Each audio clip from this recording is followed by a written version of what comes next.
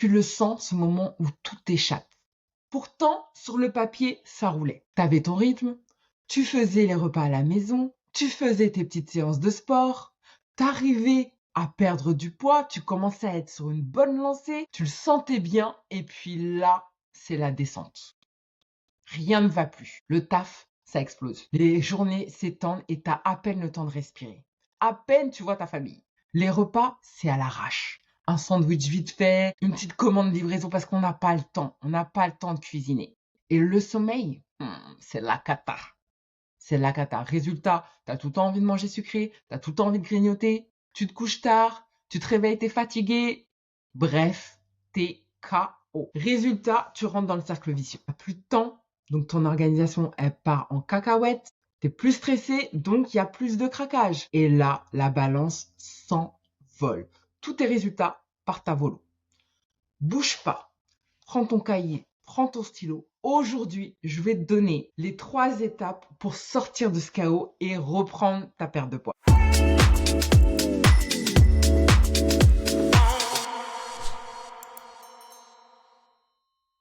Alors, si tu ne me connais pas, laisse-moi me présenter. Moi, c'est Patricia Kofka. Je suis diététicienne nutritionniste spécialiste de la perte de poids.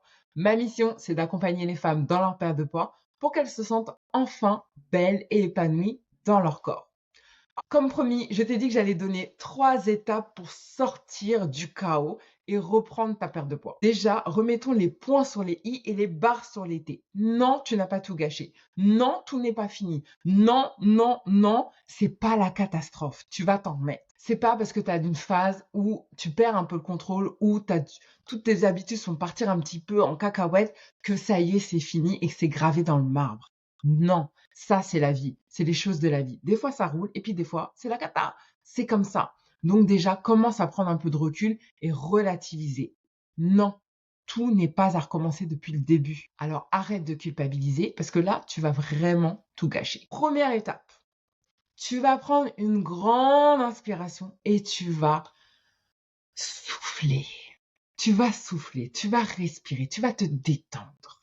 D'accord? Ça, c'est la première chose. Et non, ce n'est pas une perte de temps. Parce que plus tu vas suffoquer, tu vas être là comme ça, stressé, à courir partout, et pire ça va être. Alors prends le temps. Prends le temps de t'asseoir 5 minutes et de respirer. Prends le temps de respirer pour aligner tes chakras, j'ai envie de dire. Mais plutôt pour aller faire redescendre un peu la pression, d'accord? La pression mentale que tu te mets là. L'idée, c'est, ok, de respirer un bon coup, de descendre un peu les épaules, de te détendre et de dire, ok, par quoi je commence? Par quoi je commence?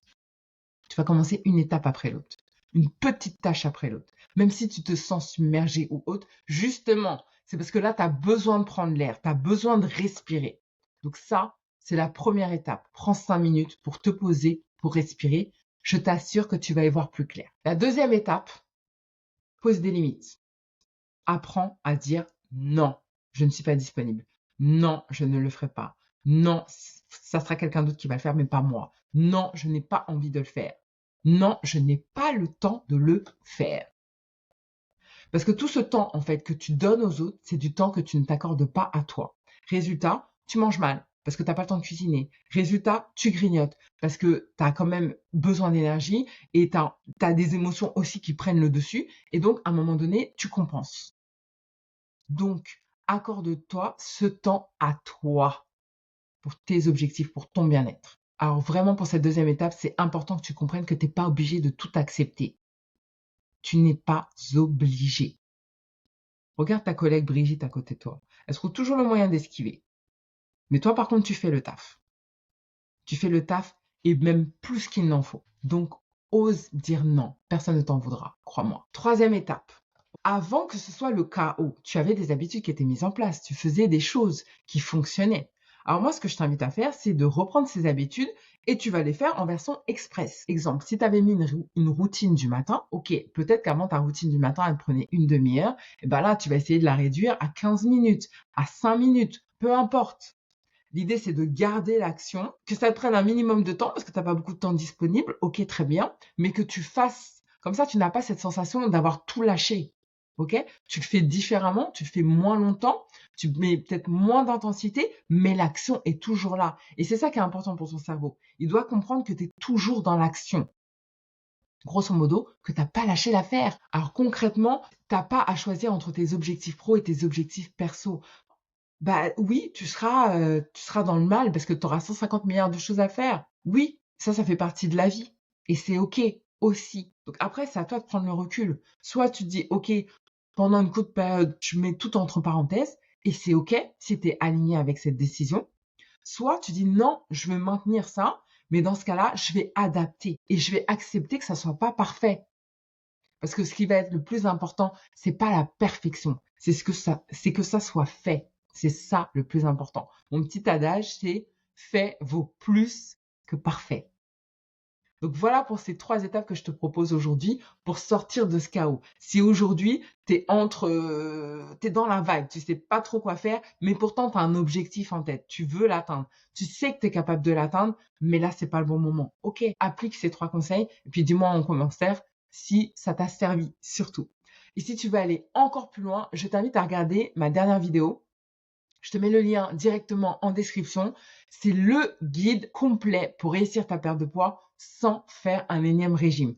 C'est vraiment une vidéo complète qui va tout expliquer étape par étape pour que tu atteignes enfin ton objectif de perte de poids. Alors si cette vidéo t'a plu, bien sûr, je compte sur toi pour la liker, t'abonner si c'est pas encore fait, et puis partage à une ou deux copines, ça peut toujours servir.